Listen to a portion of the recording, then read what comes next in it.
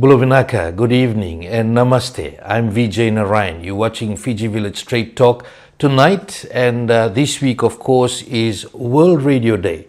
Tomorrow we celebrate World Radio Day, and it is only right that we speak to the father of Pacific media and someone who changed the radio landscape, the media landscape in the country. You may have heard his name. Not many times he gives interviews as such. So, William Parkinson, thank you very much for accepting our invitation to come on the show. Well, thank you, Vijay. It's good to be in the hot seat for the first time. I'm here, as you say, reluctantly, but only on the condition you don't go easy on me here. We've got to have a good conversation. I promise we won't be going easy on you. Now, William is the chair of Communications Fiji Limited, parent company of FM 96, Legend FM, Viti FM, Navtarang, Radio Sargam, and of course, website Fijivillage. He's also instrumental, and he took the media ownership out of Fiji, and also which resulted in PNG FM being totally owned by Communications Fiji Limited back in the late 1990s, and we'll talk about that, about the journey in relation to that, and how PNG FM is progressing with a new home now in Port Moresby. William is also the chair of Leadership Fiji, and they're celebrating 24th anniversary this year. He's been former president of Pacific Islands News Association during most trying times, been a president for almost a decade, and an executive member of the association for almost 2 decades. Now, William, let's start. A lot in the introduction. You've achieved a lot as a media executive, and also then seeing the need to have a program like Leadership Fiji starting. We'll talk about that. But let's talk about the beginnings. What made William start FM 96? Yeah, well, that's going back a fair way now. As we say, now we're gearing up for our 40th anniversary. So, yeah, having to reflect a bit on those early days. I think I always had an interest in media at school and growing up here. One of my earliest memories is of actually my earliest broadcasting experience was at the age of 8 or 9. I think I was part of the school's broadcast unit. I used to go and record. Anybody remembers listening to those school's broadcast programs that were run on the radio, daytime on the radio for schools across Fiji? So I used to be part of that at a very young age. So that was probably my first experience in radio, and really gave me a little taste. And then, yeah, I'm always interested in public affairs and journalism and politics. So it was sort of something that I naturally led to. When I finished school, I went to school in Australia, and I came back to Fiji. I was able to apply for a number of jobs at Radio Fiji. Radio Fiji was going through a bit of an expansion phase. This is, what are we talking about, 78, 79. And I think that one of the things that occurred was that I kept applying, and I was very young. I think I finished my high school, I finished my university entrance exam, or the equivalent HSC in Australia. I was only 17, I think. So I was very young. And I kept applying for these jobs, and they kept rejecting me because I was too young. And finally, I think Hugh Leonard, the general manager at the time, got fed up with interviewing me and just said, well, we'll take you on as a broadcasting cadet, which was a fantastic experience for me. It meant I could go around Radio Fiji and do a whole range of different things, which I did for a couple of years. And that really got me going. I think at the time, it was a bit of a golden age for radio. Many people remember some of the personalities from those times. Gary Acosta comes to mind, Semi Kroy, Yamnasing Onovo, endless list. Bernadette Rounds was in her heyday.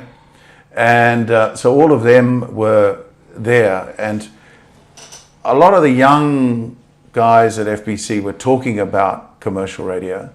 and the idea of private radio. And we used to listen to Radio Hauraki, which was like you could barely listen to it at nights, broadcasting from Auckland. So that idea of private radio and pirate radio, which is where Radio Hauraki started, was sort of around, and we were thinking about it. So there was lots of talk about it. But at that stage, I did my 2 years at FBC. I went away to university back in Australia again.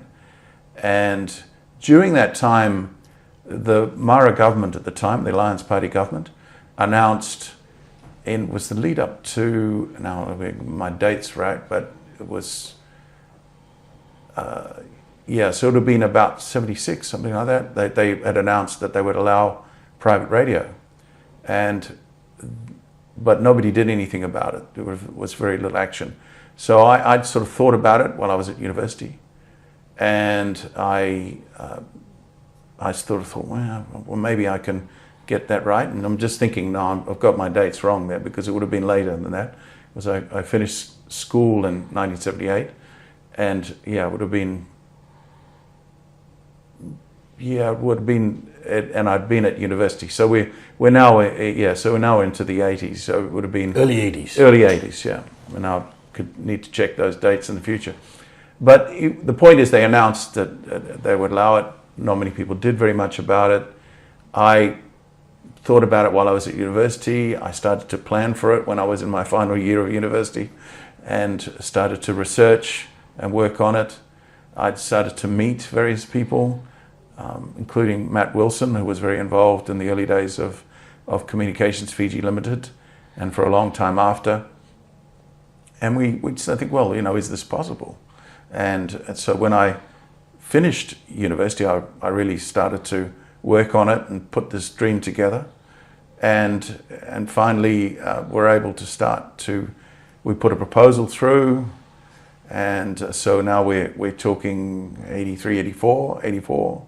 And the government suddenly, largely because of our proposal, were energized about it.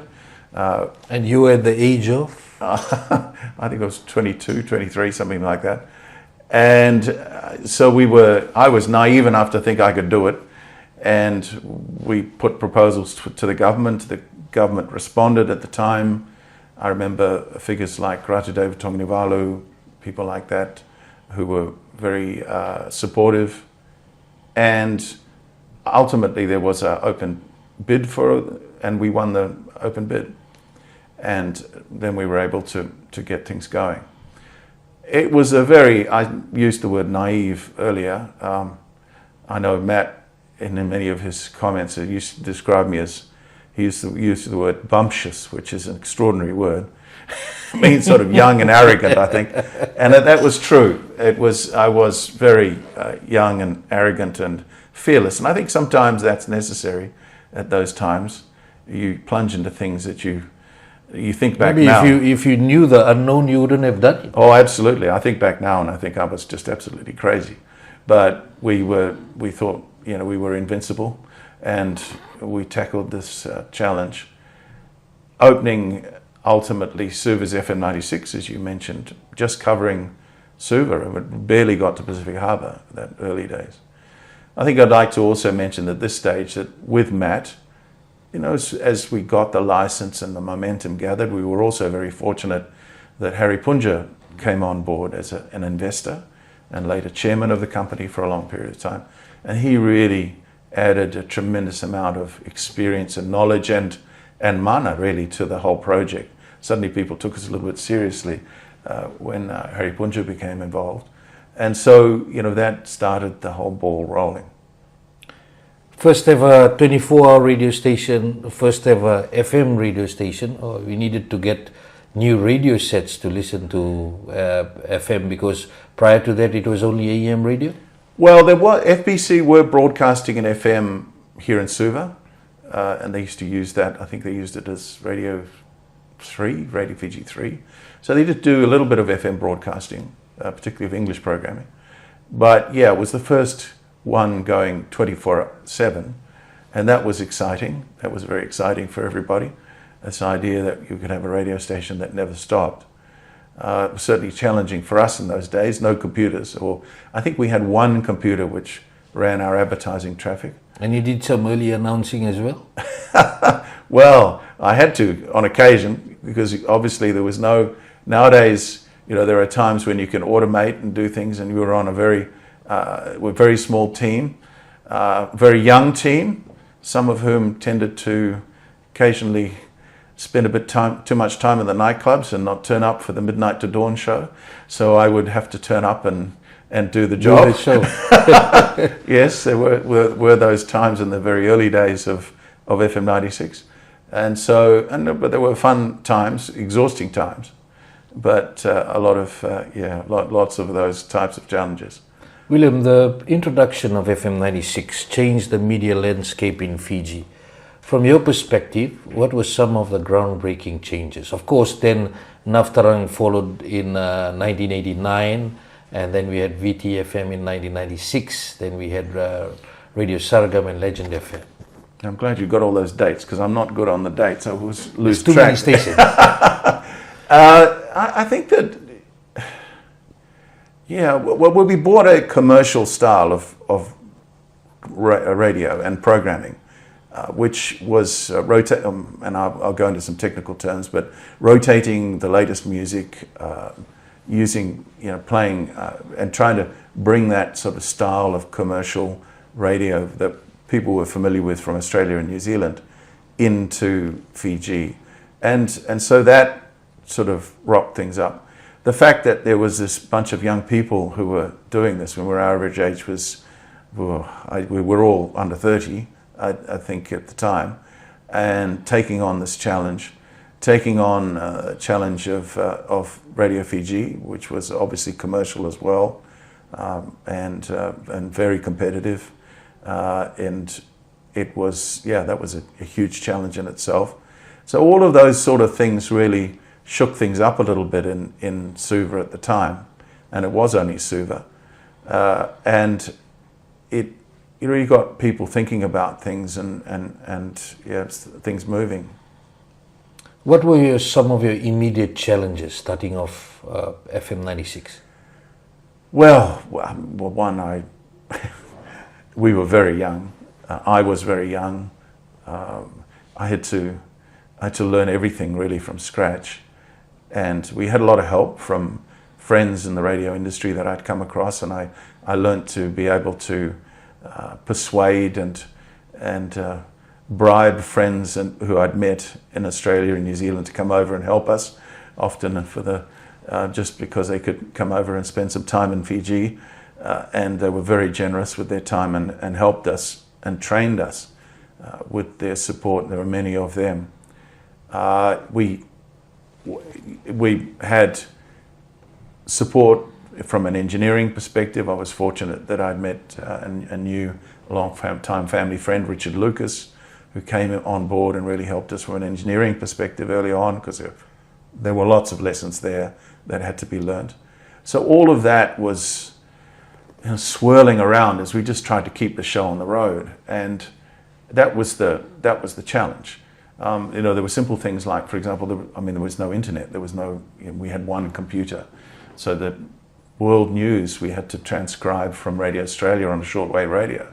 It's incredible to think back on that time, and then we got very involved with sport, and one of our community outreaches was this getting involved in sport and going out and bringing in the news, results from all over the country of club sport, and in those days club sport was a big deal in Suva, and it was it required us to bring all these people and these volunteers together almost to come and help and think about how do you get the message on the air quickly. We used telephones, which wasn't really known very much of. People did live broadcasts, of course. Graham Eden, people like that were doing live broadcasts, but this idea of picking up a phone and just calling in a live report was pretty alien in those days. We learnt to use radio RT units from our cars, which was quite innovative, and that helped us get those stories through very quickly. So all of that brought an energy, I think, which was quite unknown up until that point. And you yourself did some horse racing commentaries from Batu level. Well, I did some horse races, I did some soccer commentaries. Hot bread kitchen bed races? The bed races, many people might remember the bed races, which were a big thing in Suva in those days, and that was a lot of fun. And that was also part of the feature of FM 96 in those days, was to take the radio station to the streets, which was unknown of in those days. So really get out there and start to do things like, as today, I mean, outside broadcasts and that type of things, in-store broadcasts are happening all the time, but that wasn't really known of up until that point. So there was a lot of that type of thing that we brought to the industry. Home and Leisure Show, you started that back in the day in the 80s, and it was at Suva Civic Centre. Of course, it's taken its own form in the form of Fiji Showcase. Yeah, so that was a typical, I suppose, of the types of things that we had to learn to survive. You know, we realized that in July things got pretty quiet. There wasn't much on. It was the lead up to the festive season in the final quarter, so there wasn't much happening. And so for retailers, there wasn't, things got really quiet. And from an advertising perspective, things just died in the middle of the year.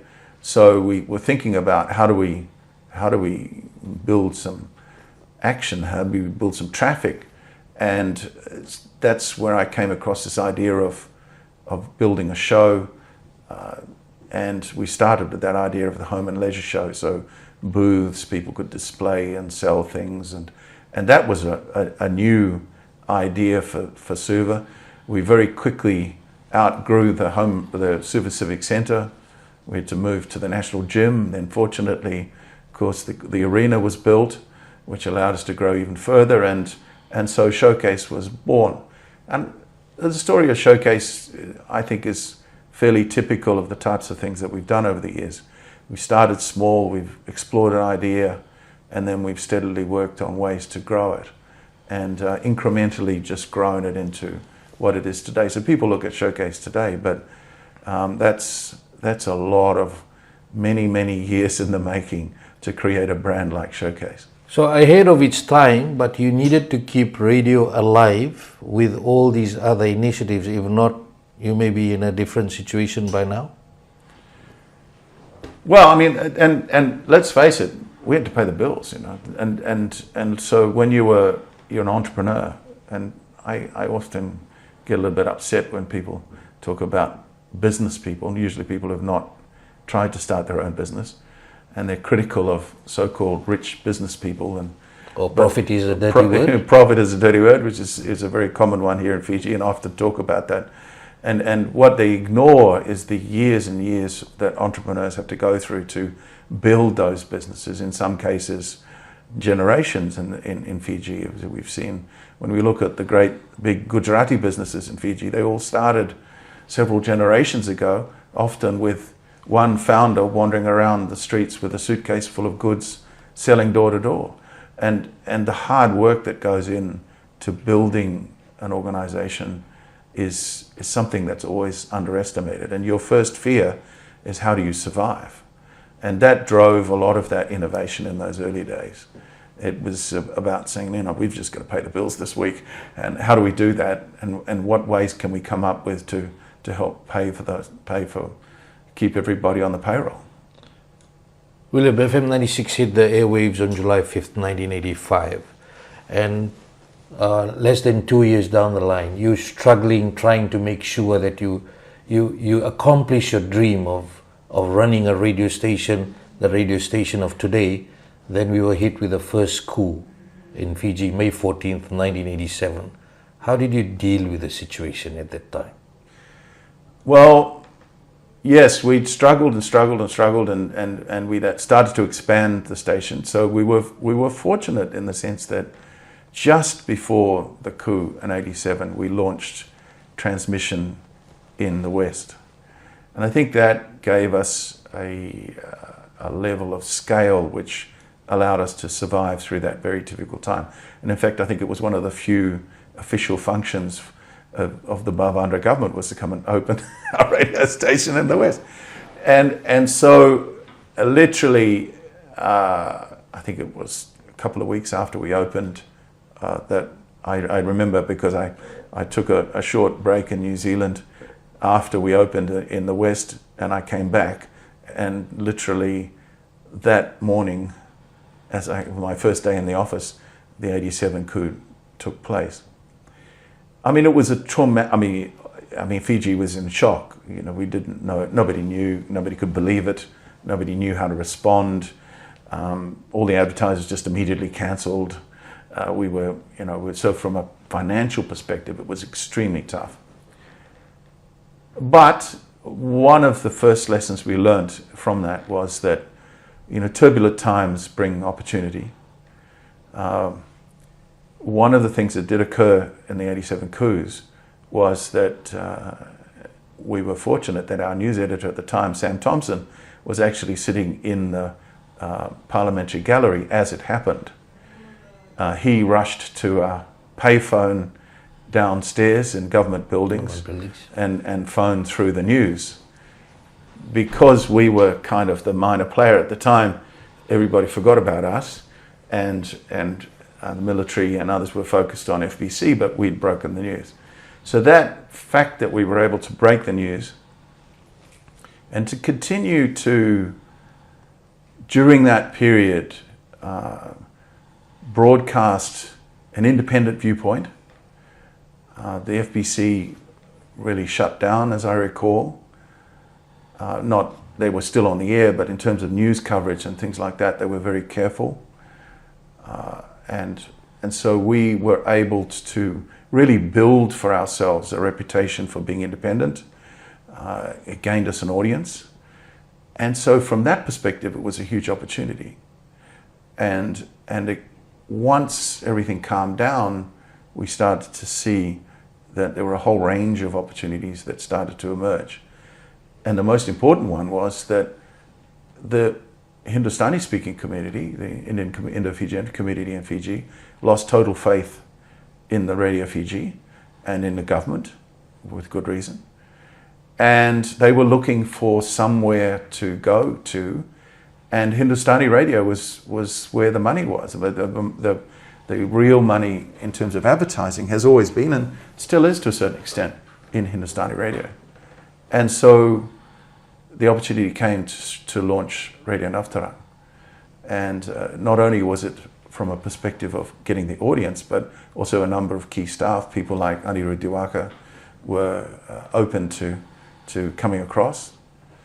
We were fortunate that the government and the minister at the time of information, I seem to recall it was Philippe Mbole, who was looking at our license, realized that there was an important S in our agreement with government. It was that we were authorized to open radio stations, plural. It wasn't really something that I didn't deliberately put it in there, but it was in there. And when he saw that, he said, "No, yeah, fine, you can open a radio station. You want to start another radio station? Away you go." And so Radio Navtarang was born. And that was a critical moment for us. Once Radio Navtarang started, we were able to really get a momentum financially. It was an instant hit. It really gave us that opportunity to grow from that moment on. So that point in 1989, with the birth of Radio Navtarang, was a really critical point for us. You're watching Fiji Village Straight Talk. I'm Vijay Narayan. We'll be back after this break. That sounds right. Okay, I got it. If I could turn back time, if I could find a way. As I walk through the valley of the shadow of death, I take a look at my life and realize there's nothing left. Sick and tired of hearing all these people talk about what's the deal with this pop life and when is it gonna fade out? The sun is fading away. If I could reach the stars, Bum, bum, bum, bum, bum. I don't know the rest of the words. I'd give them all to you. As the June light turns to moonlight. La la la la la, la la la la la, la la la la la, la la la. Loving you is all I ever need. Making love with you is all good. I'd take back those words that hurt you, and you'd stay. About 20 years ago, we had a major drug bust, and you would remember, you would have been part of the operations at Laudala Beach. A lot of people in Fiji did not know what was methamphetamine. And what we are picking up on, people are saying it's readily available. Just the issue in relation to General Secretary, was that a tactical move that he ejected himself from Parliament? Personally, it's unfortunate. How are you dealing with those police officers who may be allegedly involved in this? We assure you that we will be having police officers around. As a result of that bad policy, by the end of this month, we would have lost close to about $70 million in government revenue. Bula Vinaka, I am Vijay Narayan. This is Fiji Village Straight Talk. Fiji Village Straight Talk with Vijay Narayan. Watch it live on the Fiji Village Facebook page and YouTube channel.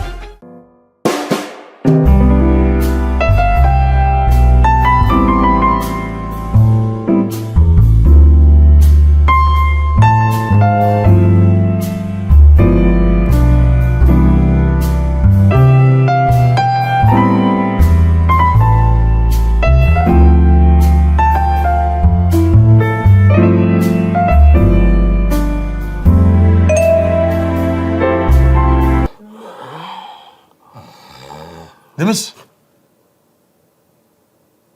sa mama na lima? Ebe kinoko ya? Good. Kumo!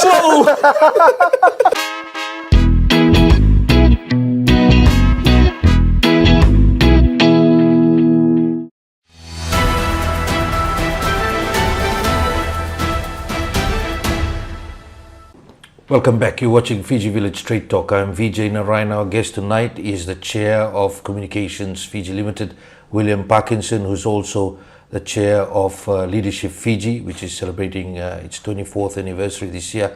And he's also the former President of Pacific Islands News Association. Let's not forget about Papua New Guinea. You decided that apart from Fiji, that there were opportunities in Papua New Guinea, William. And towards the end of the 1990s, a big move was made in PNG. If you can talk about that. Yeah, so I mean, the 80s, as we gained that momentum with Radio Navtarang that we talked about, and we sort of really started to, the stability of the organization was finally secure, because it was definitely not up until that point. It was a real struggle up until that point. So then we were able to start to think about what other opportunities there were around within Fiji, but also around the Pacific. I'd been away. I was very fortunate early on. The American government gave me an international visitor program scholarship. I was able to go to spend a month in the United States, and it gave me an idea of how you could scale up commercial radio, spread across different regions. It really got me thinking about the Pacific and about the opportunities that might be there. And then around that time, you mentioned my involvement with PINA. I was involved with, and I was meeting with other media people from across the Pacific. And there was a gentleman from MTV in Papua New Guinea had said to me, you should come, he started to think about Papua New Guinea. We could help you. We could help you get your signal across the country. And we hadn't really...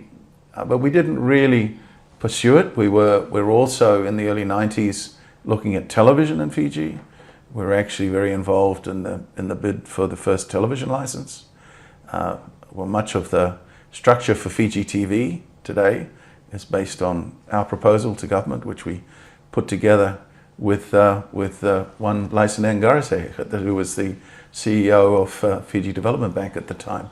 Including the name Fiji One? Including the name. That was all our concept, and in fact, so there was a period then in now I'll get my dates right, 93, I think 93, where we won the license, but there was much controversy about our involvement. There was a lot of talk about cross-media ownership, even though we were going to have a very small stake in it. I think we were looking at 10 or 15%. The government at the time decided that we should be excluded our other partners should continue. That was TVNZ and the early Usana Holdings, which was the early vehicle for provincial council ownership of Fiji TV. So we were excluded, but in some respects that was a blessing, because at the same time we had been approached by a group of investors from Papua New Guinea who had listened to FM 96, had heard what we've been doing and said, can you come? And so based on that previous knowledge that I'd had from contacts in Papua New Guinea, I thought, yeah, okay, let's have a look at that. And so we went to PNG, opening Now FM in 1994, and were able to use satellite for the first time. The size of Papua New Guinea, of course, requires us to use, and we were able to piggyback on the MTV satellite signal, which was the offer that we got from MTV early on, to spread our signal across Papua New Guinea. And that was really a huge learning experience for us and a big breakthrough. So in 1994, we moved to Papua New Guinea, opening Now FM, in partnership with local investors. And then we were able to build that business. It was it grew, but was very turbulent political times, of course, through the 90s, both in Papua New Guinea and in other parts of the Pacific. At the end of the first 5 years, we had an agreement with the shareholders, the local shareholders, that we had a management agreement. That expired after 5 years. At that point, they turned to us and said, right, either you buy us out or we buy you out. And we said, well, we want to stay. And so we bought our partners out in the late 90s, 1999. And fully owned PNG FM. Yeah, and about that time, we also launched the second radio station, which was Yumi FM. Yumi FM, and you also then looked at opening another radio station in the Solomon Islands. Yeah, well, Power FM. Yeah, so I was getting very ahead of myself and very excited, and another colleague of mine through PINA was John Lamani from the Solomon Islands, and late John Lamani, who approached us about setting up there. So we thought, well, okay, we give that a go too. So we launched Power FM around that same time. Around 99, 2000. Yeah. So you have the PNG shareholding sorted out. You had Power FM got off the ground in Solomon Islands. And then May 2000, we had a coup here in Fiji. Yeah, but prior to that, of course, we also had troubles in Papua New Guinea, the Sandline Affair. The Sandline Affair. I was recalling actually that the passing of Sir Julius Chan recently. He opened Yumi FM and literally went downstairs to face the media and break the news. Basically, the news of Sandline Affair broke on the day that we opened, and so, and then similarly, we had trouble in Solomon Islands with the uprising in Solomon Islands. And so all of that came together in that late 90s, early 2000 period, at a time when we were a bit stretched because we borrowed a lot of money to do all this expansion. And suddenly the market fell out of all three of our So you stations. stretched, there's a regional crisis which is out of your control. What do you do? Well, once again, these are times, as I mentioned, of turbulent times, times of opportunity as well. And so we had a lot of thinking about it, and we were able to, fortunately, our bank was putting us under quite a bit of pressure. Fortunately, another bank came along and bailed us out and kept us going, saw the opportunity for us to go ahead. And then we sort of thought, well, is this an opportunity for us to expand our shareholding? Is this an opportunity for us to broaden our base and really grow the organization? And so we decided to go public and launch on the stock exchange. Now, for many people, when they saw what we were doing, because our financial results weren't very good, they were thinking, you're crazy. Why are you doing this? But we wanted to do it for a couple of different reasons. One, we really felt strongly about the idea of having a much wider shareholder base, that we're owned by a wider group of Fijians mainly. Secondly, we wanted to have we wanted team involvement in the ownership. We felt very strongly about that. That'd been a key part of our philosophy. And so going public really provided us with those opportunities. But finally, I think the most important thing I felt was that I thought the discipline of running a public company and being able to meet those standards that are required of a public company would really help grow and mature CFL. And I think that all three of those things have been a key part of our growth since then. So that point in 2001 when we went public was really a critical point for us. Going back to 2000, you were also personally targeted. Yeah, well, I mean, your home was looted. Yeah, well, of course, we were living. I mean, my home on Vuya Road is just across the road from Parliament, or the Parliament as it was then. And so it was a difficult time. There was an occasion when our house got raided. There was a time just on the worst moment, I think, of that 2000, when that was the evening when a group of thugs went on a rampage and destroyed Fiji TV. And the reason they did that was because you were on the show. I was on the show on that Sunday night.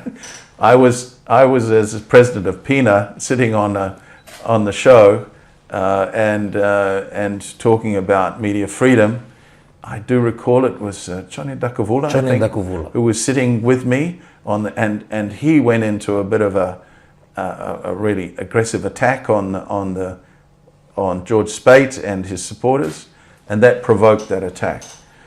I drove home that night from that show, and literally as I drove into my gate, that procession of people going into town drove the other side. And those of you know Vuya Road, it's a double carriageway road. So I came down one road, the others came up the other road. And my wife and I Sufi, we were looking out, watching this thing go past us, thinking, what the hell? This was very frightening. So fortunately, we were able to get out of our compound. We had a back gate, which we made sure was open. And we slept that night. Well, we barely slept that night, just sort of waiting to see what would happen. And then, of course, things in that area became very, very difficult. Later, about a week later, a group of people, fortunately, we were not home, but one of our housekeepers was home, and we were thankful that she wasn't hurt in that period, but they ransacked our house. And I remember that night that the target, you were not only the target, the personal target after that show. We also received a call that night, and I remember you on the radio telephone to us via the vehicle that these guys may be heading our way as well, and we got a call, did receive a call that they may be heading to the radio station here. Yeah, well, it was a very frightening time, and I think we all need to remember, for me, in all the turbulent times, that night was the worst, because the police were not doing anything. We called the army, I recall, and the army just said, lock up your radio station, go home. Go home. We can't do anything. And so there was a real sense of anarchy. And that's really disturbing. When you lose the rule of law entirely, and then things get really frightening. And it's funny how you react in that situation. Your human instinct for just plain survival kicks in. And it's really disturbing, because you suddenly think, well, I can't rely on anybody here. I have to think about my immediate family, my immediate house, where I live, and that's it. Fortunately, things calmed down fairly quickly, and the rule of law was restored of a kind, and we were able to get ourselves out of it. But I always feel that Fiji should never ever forget that time was really disturbing. And when you see that, and I had visions of what we've seen in other countries where the rule of law totally breaks down, and what can happen. We came very close at that time. Fear and anxiety, and it was 56 days of that. Well, yes, and then of course we were coming and going to our house. We could see it. We were right across the road. And my mother was, insisted. What was going through your head at that time? You basically couldn't even stay at your home. Well, we couldn't, no. And we could go in the daytime and then we'd have to go away and and constantly there were panics and there were a number of situations there. We were fortunate we were able to find a security company that was able to help protect our property. But it was a very frightening time. And I think in that period you can only focus back on your core things. As far as an organization was concerned, our core focus was how do we keep the people of Fiji informed the best we can? How do we do this in a way that doesn't create, and this is often a dilemma in that situation, how do you keep people informed, keep them safe, and not provoke a situation where it gets worse? You don't become a vehicle for propaganda, for example. And that's tough in that time because the world was here, the world was watching all of this going on, and it required us to put a lot of effort into coverage, a lot of effort into journalism at that time, and the costs involved, and there was no money coming in. So, yeah. William, your mum, the late Susan Parkinson, played a big role in your life. And of course, then with Sufi, after you got married to Sufi, how much, of course, you can't do everything on your own. And especially with these kind of times, you need that backbone to be solid. Well, you're going to get a bit emotional now. I'm a very emotional person, as you know. Yeah, look, I mean, my mother and my wife, Sufi was my... I would say she was actually the first person I recruited into the FM96 team. Obviously, she wasn't my wife at the time, but ironically, both of them have been a key part of what I mean. I was very fortunate that sadly, I lost my father when I was very young, but it did mean that I grew up around a lot of very powerful women, including my mother. How old were you, William, when your dad passed away? I was 7, yeah. So I think that meant that, and I think one of the features of CFL has always been that we have a lot of women in the organization, and it built in me in senior positions as well. Our general manager in Papua New Guinea, Rosemary Botong, has been with us for a long time, quite apart from all the other senior positions. And thinking about that, I think the reason that cultivated in us an attitude at CFL that anybody is capable, that we need to use, that talent is the key. Gender, education, racial background, all these kind of things which are often used as blocks are a waste of time. It's not productive. What we want is talent. And so that's the thing that we are constantly searching for. Excuse me, I get a bit teary at times when I talk about these things. But the point is that that's the key for us. And so and that's been a key part of our philosophy right from the start. And that I attribute that starting with my mother. My mother was a very powerful woman. She faced a lot of challenges in her life. An extraordinary story in her own right, coming to the Pacific as a young woman in 1950, traveling all over the Pacific, building her own career here. And she was very much an inspiration for me. She knew you started this when you were 22, 23, and then during that time, in the 2000s, all this going on, what type of advice were you getting at home through your mom? We'll go there. You said any questions, so. Oh yeah. Well, I think basically it was that overall support. For example, when one of the things that in the early days when we realized that one of the things we could always sell, thanks to a person who's now an old mate of mine, Harvey Prover at Fiji Gas, he said, I'll buy the cooking show. And so we always knew that, and even in the toughest times, Fiji Gas would buy the cooking show, and my mother delivered the cooking show, and she always come along even in the midst of coups and things like that. She would turn up and do the cooking show, and we always knew that we had that revenue coming through. For example, one of the examples, and so yeah, I think basically she always had my back really. And many people in the early days, many people tried to get her to talk me out of doing it in the first place. There were some rivals rival bidders who were friends of hers, who would come and say, William, you can't be doing this. It's too young. You should be pulling out. Why don't you persuade him to pull out? We really what would she withdraw. say? And she would always she'd listen very carefully, very forthrightly, and then just say, no, thanks, William can do it. He's always supportive of me. And there were times also that she, working with people like Matt, and I said I was very fortunate I had people like Matt Wilson, Harry Punja, older heads around me to kind of guide me in a particular direction. I recall that Harry Punja early on said, William is like in those days, it was a bit like a wild racehorse. We just got to keep the reins on him a little bit just to make sure he's pointed in the right direction. And he was right. So I was fortunate that I had those people around me who could support me like that. We're talking about resilience, of course, coming out of that, the opportunities, etc. You are big on leadership and people. That people define what happens in an organization.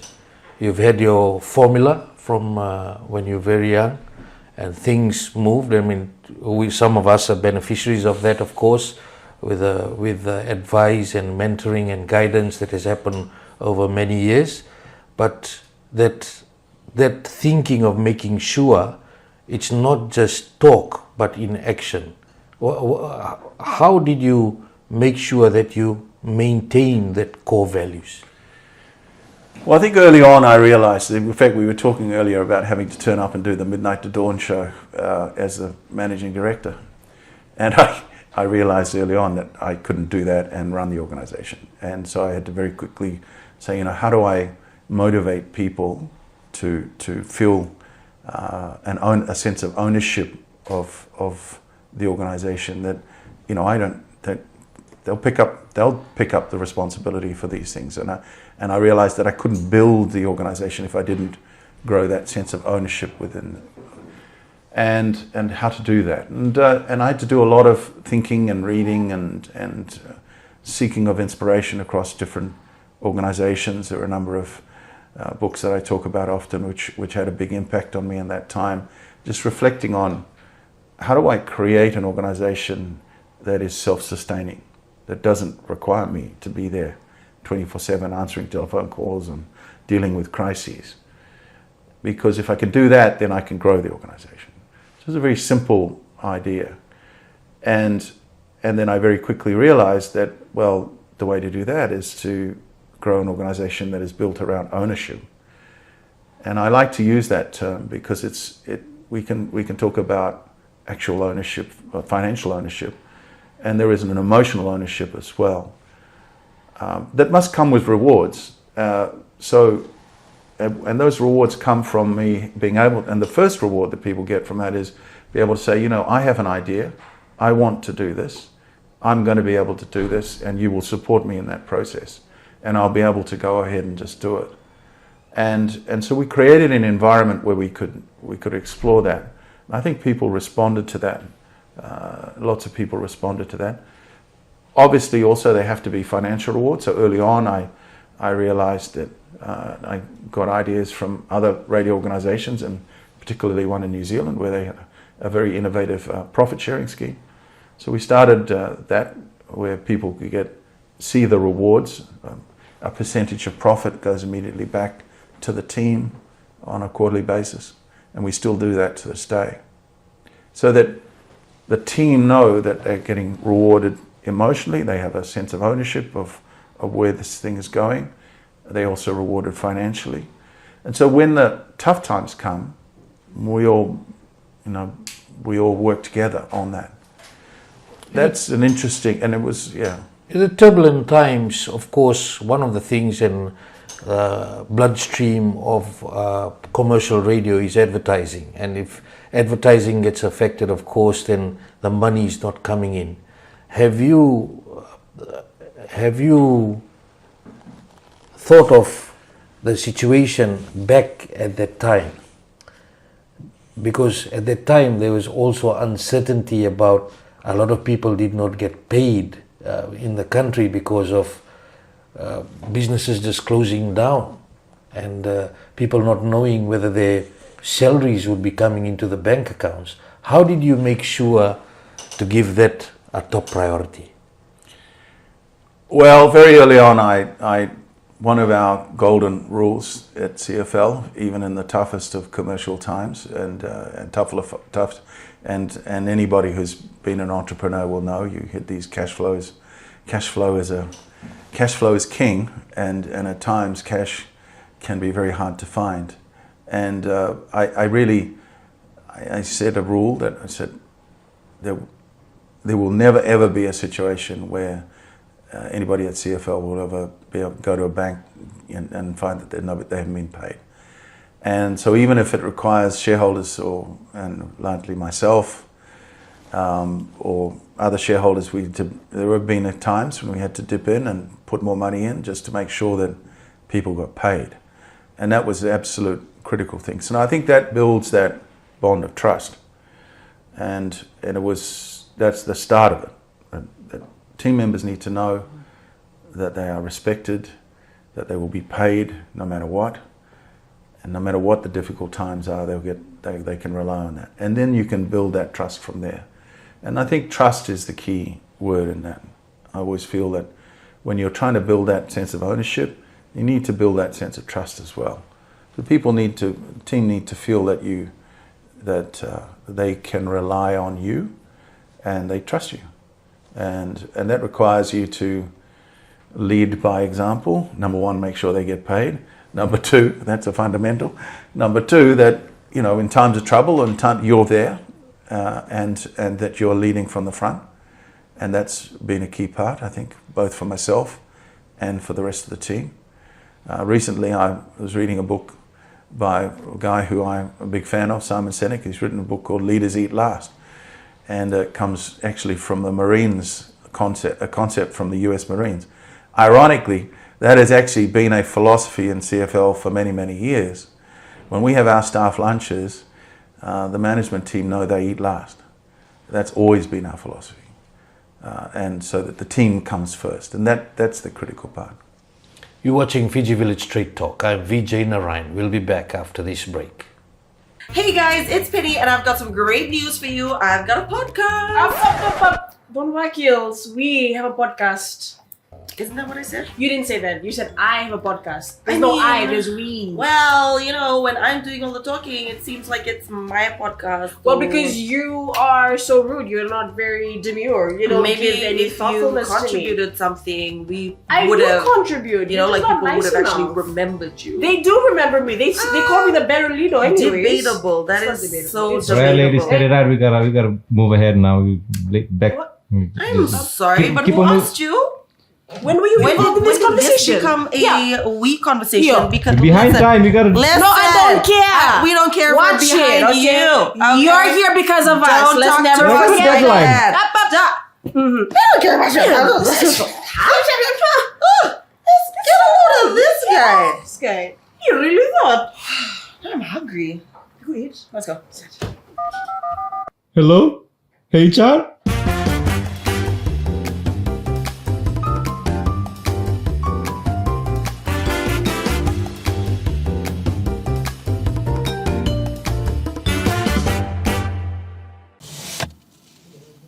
Oh my gosh!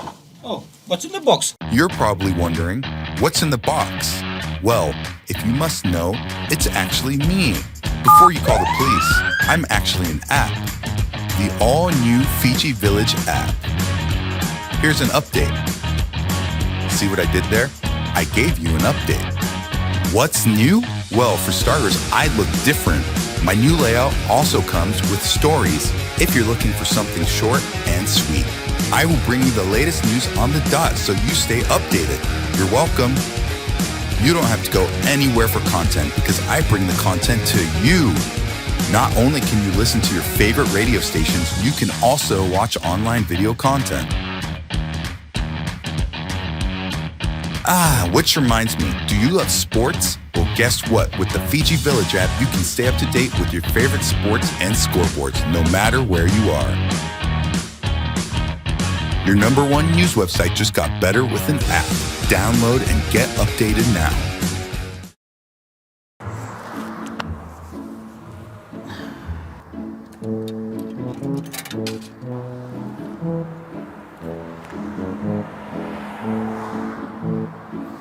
क्या आप भी परेशान हैं?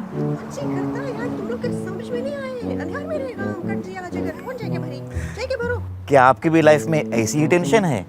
आपकी परेशानी को कम करने के लिए आ रहा हूं मैं बहुत ही जल्द आपको हंसाने के लिए। रेडियो सरगम और रेडियो सरगम फेसबुक पेज पर बहुत ही जल्द वहीं पर मिलेंगे। हेलो, अरे यार,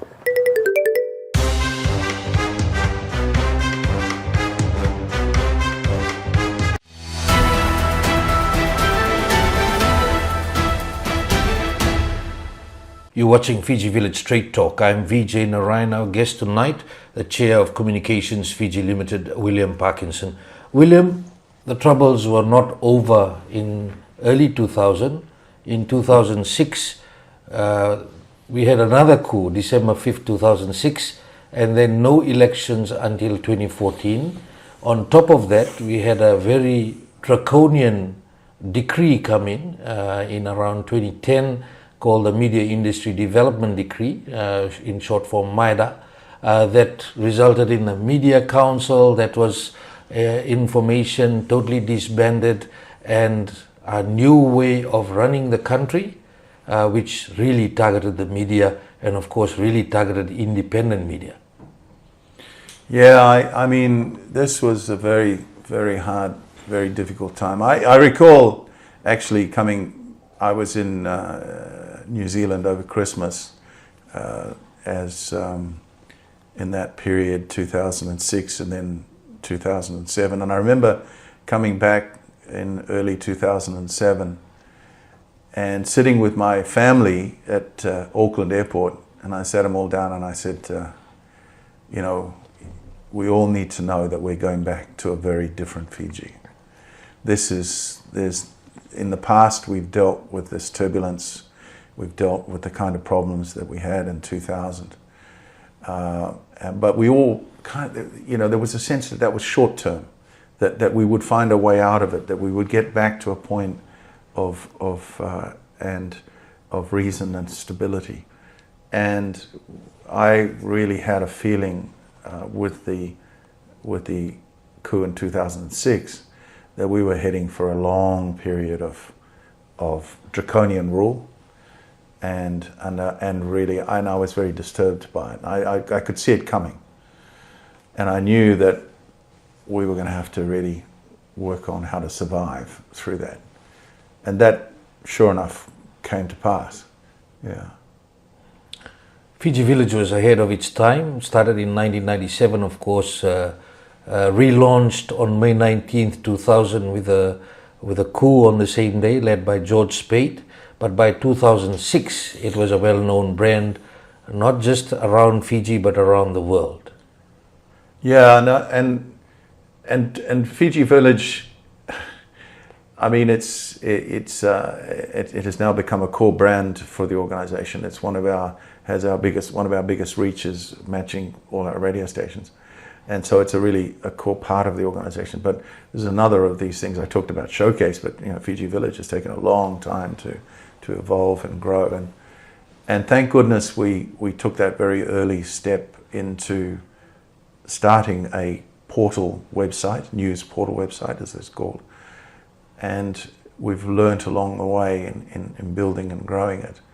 But yes, it very quickly became a bit of a target, and to the point where, of course, at the end of it all, I think our former Attorney General he couldn't make a statement without mentioning Fiji Village in some manner.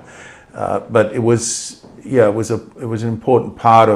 became an important part of the organisation, and it grew across that period. But the early days of media control, the nature in which people were being targeted, in some cases very violent manners, but also in very clever and dangerous ways. Organizations were being targeted. It was very clear that if we were going to survive, we needed to be very cautious and very careful in the way in which we could get a message across. And that was a real dilemma for us. And I know, you personally, of course, were very involved in all of that. How do you balance getting the story across and not provoking a response from the government which could put us out of business? And that's the line that we had to follow during that period.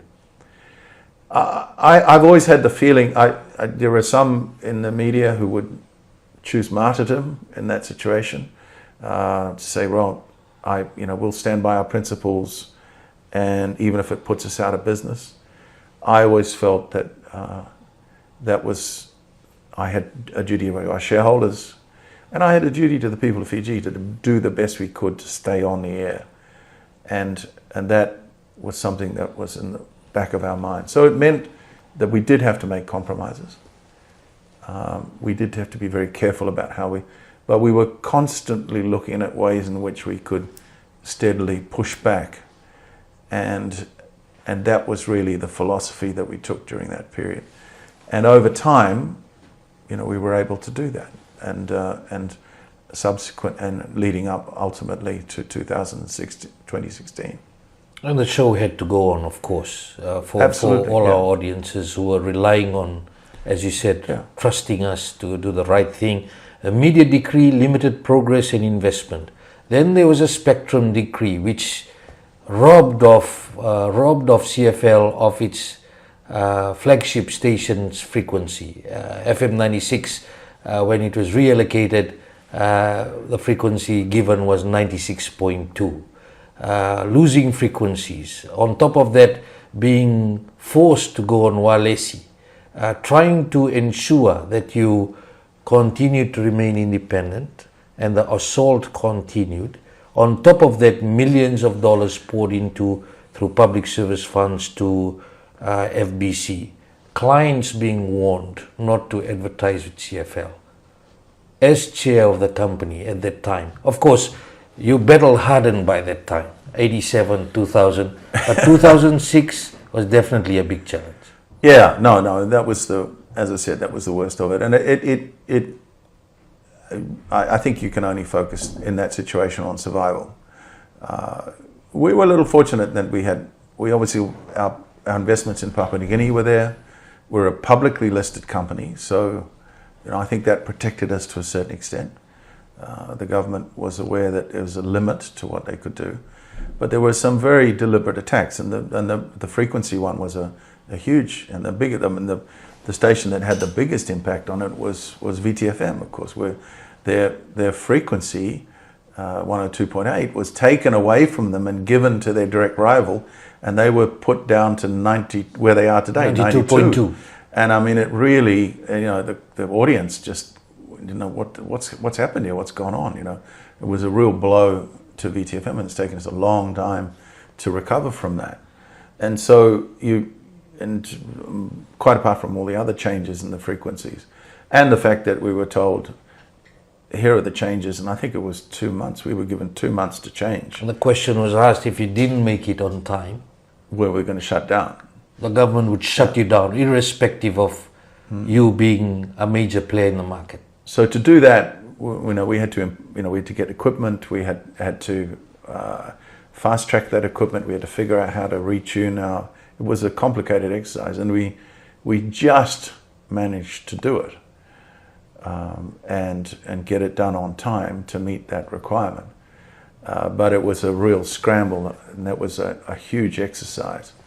But that was just one of them. Later on, the attacks became more subtle and sophisticated. You mentioned advertisers, those related to government in particular, but many other advertisers were warned off using CFL. And we weren't alone on that. Obviously the Fiji Times was under severe attack. Fiji TV was totally restructured in a manner which I just couldn't believe. So all of these things were happening. So all of that was around us, and we knew that was there, and we just had to. It just comes from that instinct of survival, really, and saying, our first duty is to our listeners and to our team, and we've got to figure out how to survive. We were fortunate, as I mentioned, that we had Papua New Guinea going, that was providing us with support as well. So as an organisation, we continued to make money, but under very difficult circumstances.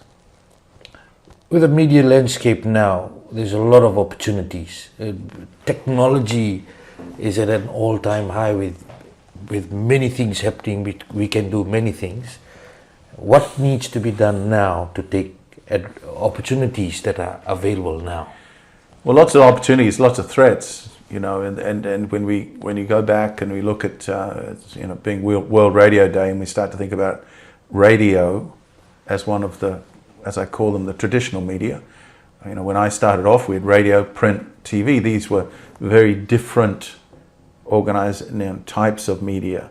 Journalists didn't, and media personalities didn't jump between the three very often. Certainly, if you were a journalist for a radio station, you went out with a recorder, you didn't go out with a camera.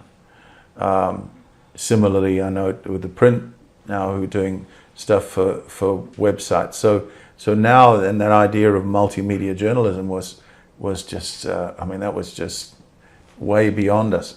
Now, we do as much what we're doing now is part of our organisation. We're doing a video cast of this program in itself. So it's now part of our DNA.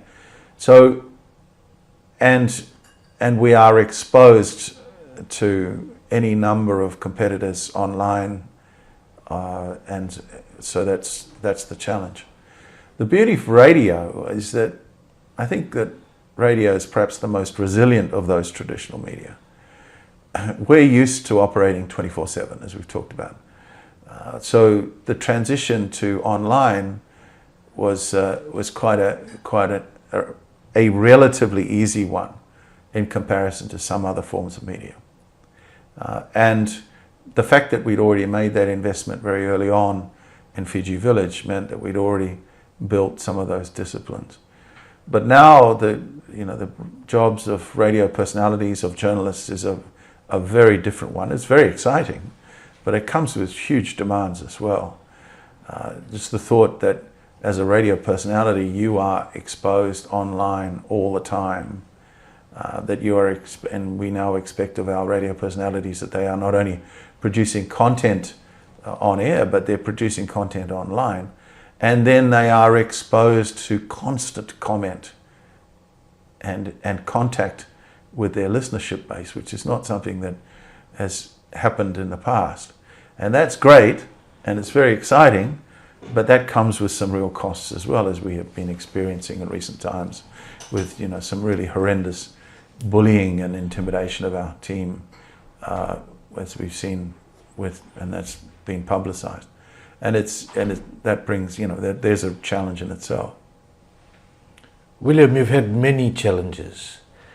Personally, what would you rate as your lowest point, and how, if for people watching out there around Fiji and the world, what was your lowest point that you feel so far in your life, and how did you get back up to make sure that you, as you said, the show must go on? Well, I think for me that lowest point was the one I talked about earlier, where we were, that night when Fiji TV was destroyed, that basically all those in authority stepped away and said, go home, make yourself safe, we can't do anything. That has always, that sits in my memory. And it's driven a lot of things, including, and you mentioned Leadership Fiji, and our passion for Leadership Fiji and those who started Leadership Fiji came from that moment when we thought, we can't have this. We cannot we cannot build a modern nation state here in Fiji like this. And we need a new cadre of leaders who understand that, one, you must protect the rule of law. Two, that you know, if you're going to create a modern nation state, it needs to have everybody involved, and that we are going to work together on this, no matter who you are, what race you are, what gender you are, where you come. All of us need to work together on it. A little bit similar to what we've talked about in terms of building Communications Fiji in itself. So that's much of the philosophy behind where we've gone with Leadership Fiji. William, we've got a whole lot of multiple issues confronting the country at the moment. As being a leader in this country, also being an architect of Leadership Fiji, the multiple issues we're looking at, we see the erosion of family values. We see the erosion of many things in our society. We also see that some things that are being prioritized, maybe that can take the back burner, and the top priorities that need to be focused on are forgotten. We also see that in all of this, people are looking for answers, right from their homes to their community levels to the nation. As a leader and as one of the architects of Leadership Fiji, you are the chair of Leadership Fiji, how can the leaders of today succeed as they face these multiple issues confronting them? Well, I think that the key here is that successful nations are built on successful modern nation states, as I've referred to already, are built around a sense of ownership, and I've used that word before. We build ownership by recognizing that everybody, every citizen of this country, every resident of this country needs to be able to feel that they can participate in the process of leadership and taking Fiji to that next stage. And so we need to create an environment where we can all feel like we can participate. Now, democracy is supposed to be able to do that, but true democracy provides a framework, but it requires those in senior leadership roles to be able to create the space so that we can all feel like we can participate in leadership. And that's the key. As we've done here at CFL as a team, we've tried to create an environment where every single individual within the organization, whether they be a driver or they be a radio personality or whatever they might be yourself, you feel like you can own your decisions, that you can make decisions, and in making those decisions you will be supported, and in making those decisions you're leading to solve the various problems that we're going to face as a country. And so that's the reality of it.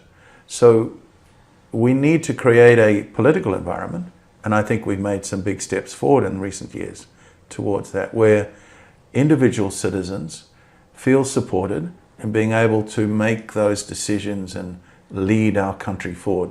I want to, personally, through Leadership Fiji, I want to get away from this notion of, well, I'm a citizen, they're the government, they will do everything. Okay? And I will just wait for them to tell me what to do. I want an environment where citizens are stepping forward and saying, you know what, these are the things that we want solved. These are the issues that we want targeted. And by the way, we're prepared to participate in that. But we need you to help us as government in taking us forward. And so if we can create that environment, I see, I'm fortunate to see through Leadership Fiji, we're about to go into a new year with Leadership Fiji. I'm sure I will meet another 30 or so amazing young Fijians who are ready to do that. We just need to be able to equip them and give them the resources to be able to do that. That's the key. And so that's, for me, the future of this country. My faith in Fiji has never been shaken. Well, no, I'll take that back. It has been shaken. It was shaken in 2000. On that night. On that night. But I always felt that in the end we would get through it. That as a small country, and as citizens of this small country, with all our diversity, we would get through it. But it requires us now, if we really want to achieve our potential, and that's what we're talking about now, achieving potential, we need to create that environment. And so when I'm looking at leadership, and by that I'm assuming you mean political leadership, what do I require from them? I require for them to establish the rule of law in this country, to make sure it's independent, to make sure that everybody gets a voice, and make sure that everybody feels secure in their ability to go out and bring about change. That's what we require. A lot of people, with the knowledge that you have, with what you've come through, we talked about family. How important is family in all of this to make sure the right values are inculcated in the minds of the young people growing up? Knowing that we have about 70% of our population who are under the age of 40. Well, I think the first leadership role for any parent is that, being a parent. And so that, and your first duty as a leader is as a parent. And I think that needs to be recognized. If you choose to bring children into this world, then your job is to be able to educate them, create that environment, provide them with the security and the love that they need, that then they can go on and bring about change. So that's job number one. Once you've achieved that, then you can move on and start to grow and build the society around you. But we're all leaders, and that's one of the fundamental philosophies behind Leadership Fiji. I don't like this notion of saying, "Oh, I'm not a leader, I can let somebody else do the leading, I'll just sit back and watch other people lead." No, we are all leaders. We are all part of this process of change. And that is difficult. It's always a challenge, bringing about change. But that's life. And if we're going to grow and continue to build our nation, that's what we need. But it requires that secure base. So we talked about CFL. I work to create a secure base. People know they're going to get paid. They know they'll be supported in their decision making. I'm constantly amazed and sometimes bewildered by the decision making that's done here. Particularly by some of our younger members of our team who are coming from a whole different generation. But it's thrilling and it's exciting, and they know that I will support them in that process. But that can be transported to a nation, and it requires that. I think one of the things that I am recognizing as an older person now is that one of the toughest ones is to just step out of the way. To say, you know what, I'm not needed here anymore. I'll stand in the background. I'll provide support as required. Just get out of the way, And that's a tough one. That's William Parkinson, the Chair of Communications Fiji Limited. Thank you again for taking out your time to speak to our people this evening. And as we celebrate World Radio Day tomorrow, definitely the show must go on. There's a lot more that's in store for the brands that we have, and a lot more coming up later in the year with the launch of the 40th anniversary of Communications Fiji Limited. Until next week, have a great evening.